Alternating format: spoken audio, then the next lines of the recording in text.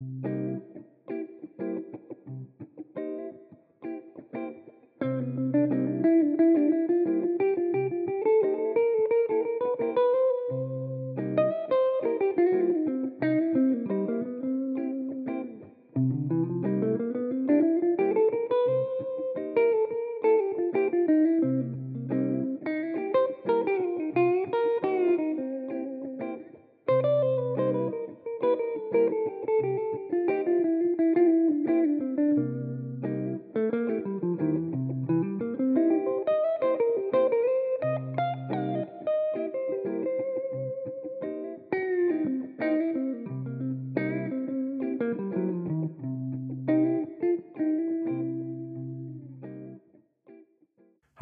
welcome back to Dow Twang. I'm Dave.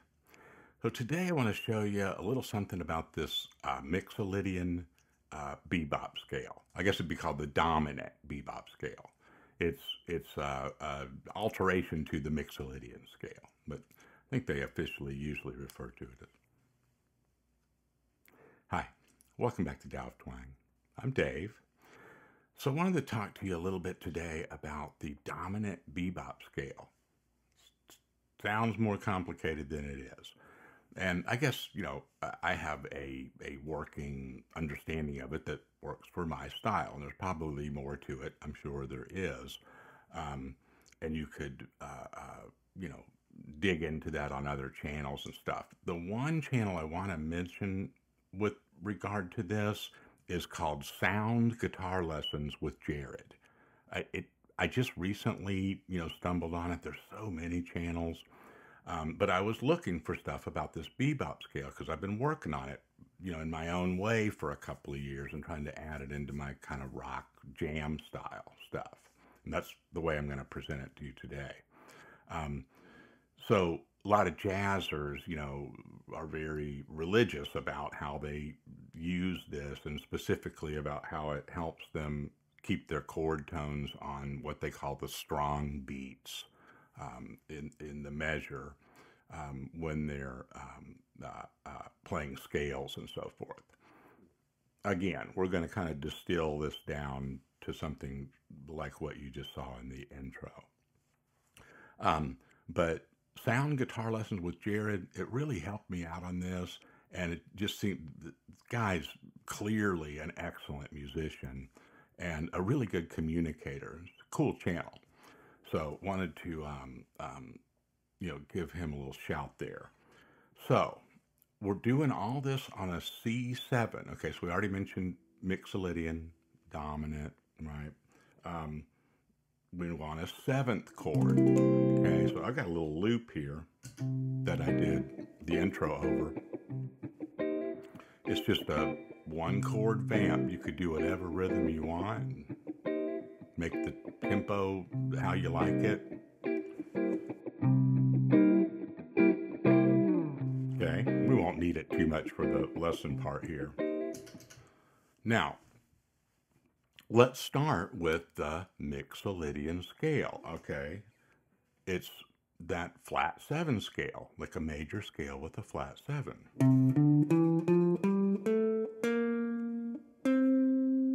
Okay, there's one octave of it. All right, so you want to warm up with that. You also want to have your C7 arpeggio worked out, right? That's every other note within that scale. So root, C, major third, E, fifth, G, and the flat 7, B flat.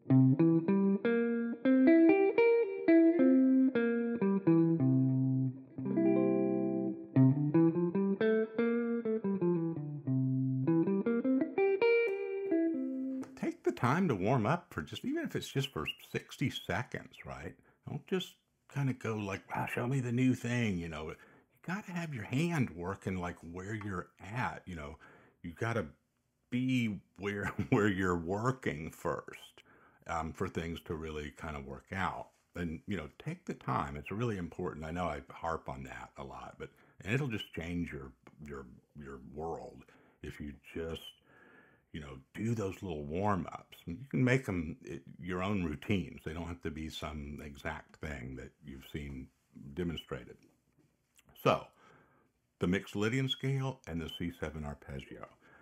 Now, the bebop scale, and there's a bunch of different kinds of bebop scales for different modes and different types of scales and things, right? In this case, it's the dominant. It's basically amending the Mixolydian scale. So what we're going to do is add one more note, and the note occurs between the flat 7 and the root, okay? So it looks like this and sounds like this.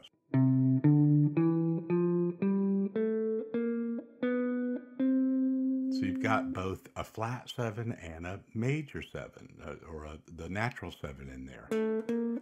And your ear just likes that continuity of that chromatic walk-up right there.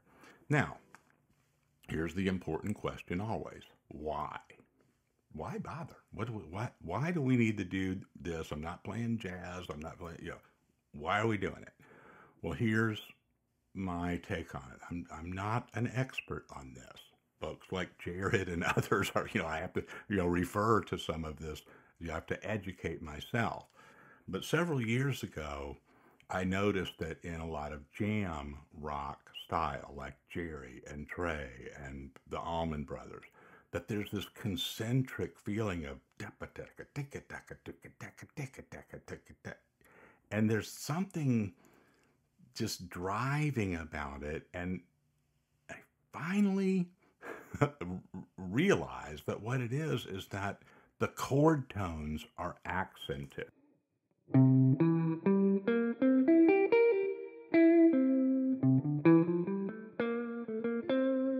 Okay, and so you can do that just by literally accenting them and kind of, making direction changes to make them kind of fall in stronger places and so forth.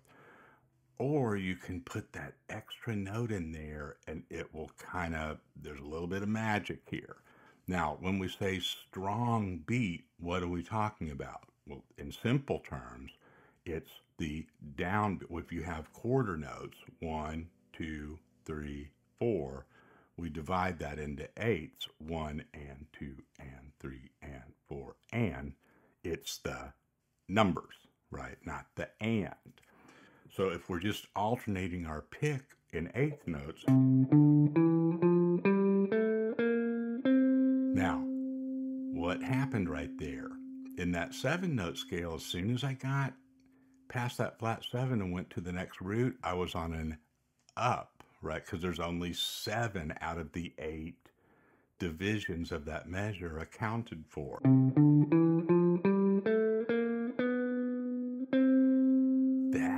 Now you drop that sucker in there right in between, it puts you right back on the 1, and then it just keeps happening, right? On the downbeat.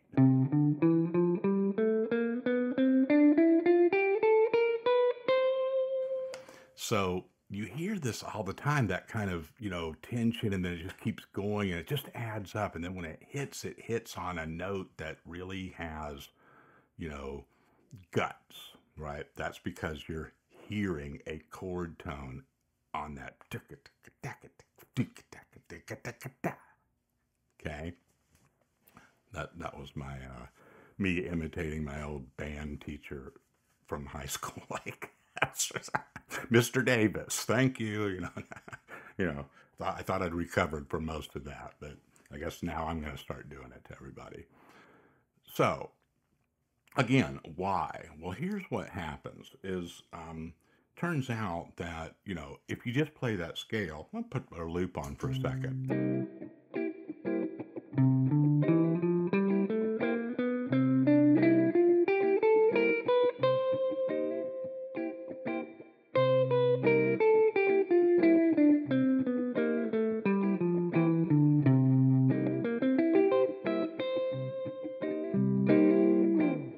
That's a little bit of a game changer right there, right? See, I forget you have to click that twice to get it to stop. Right? You can start to feel it right away just by going, up and down like that. And you can change directions, and it will still work. Okay.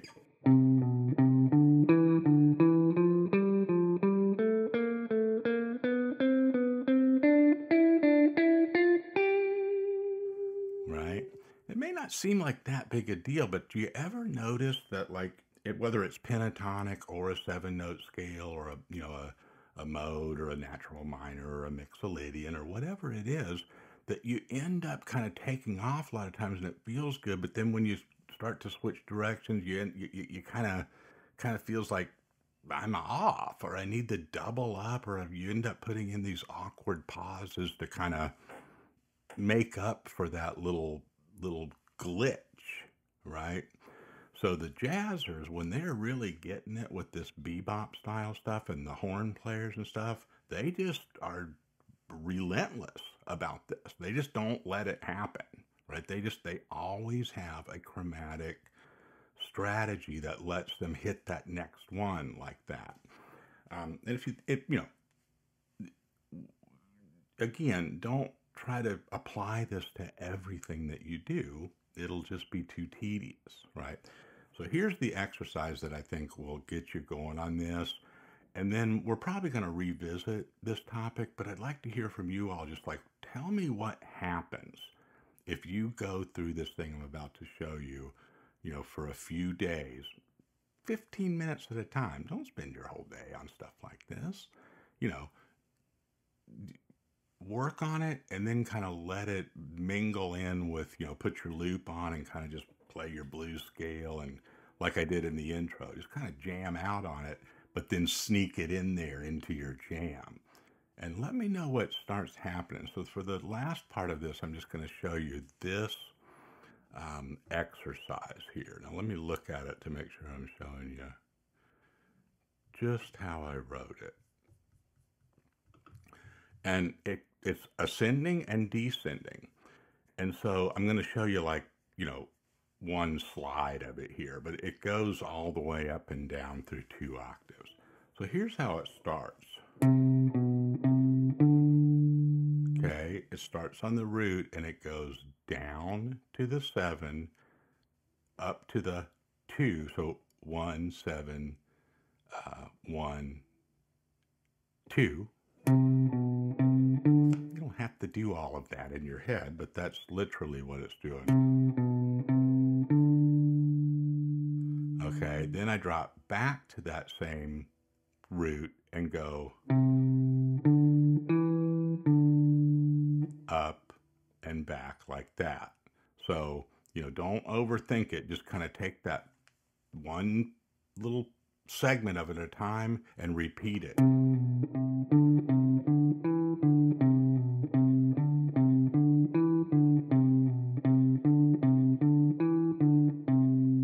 Okay.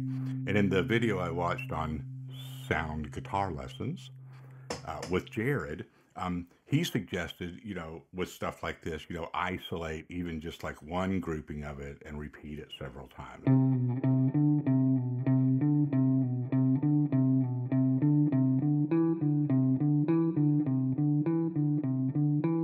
Now, you may not notice it right away, but what's happening is everything on here, the chord tones, if the root, 3rd, 5th, or flat 7, everywhere it occurs will happen on a down pick. Now, what I did that's hopefully adding something useful to what Jared was talking about is wrote it out, number one, and also labeled the chord tones above it where you're moving to. So think of it as moving through the arpeggio, stuff that's on the root, the routine starting on the root, then the routine starting on the 3rd. And maybe that makes it kind of easier to process, right? So root, 3rd, 5th,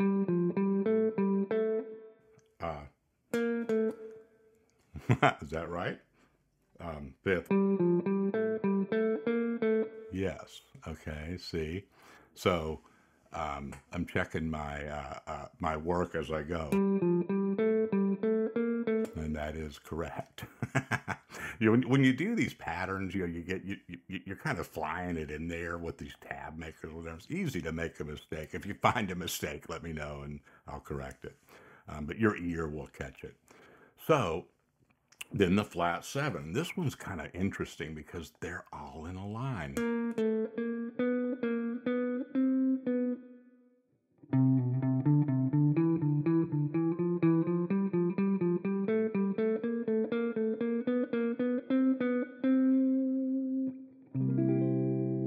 Okay.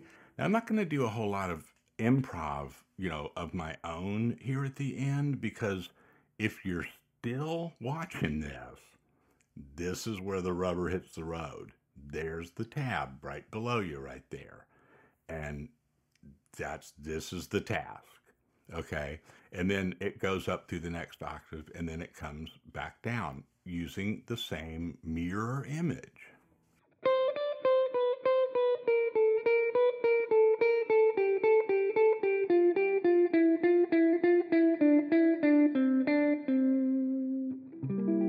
So you can just feel and hear already that just has a really pleasant, it's very satisfying when you get this going with your hand and you just feel it.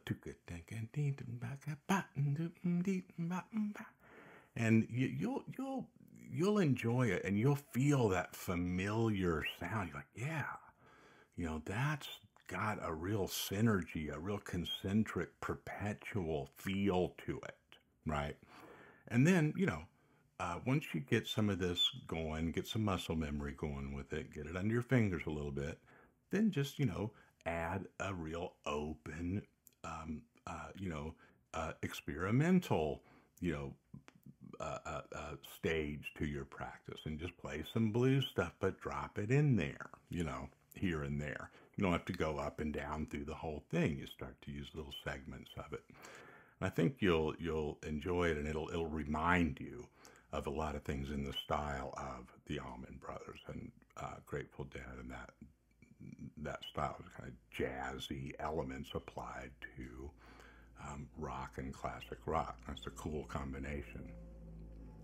So, let me know how this goes. I need some feedback on this one because this is kind of a tough one. So I want to see if everybody's really on board with it, and then we'll build on this maybe in another video. Okay? Appreciate you. See you next week.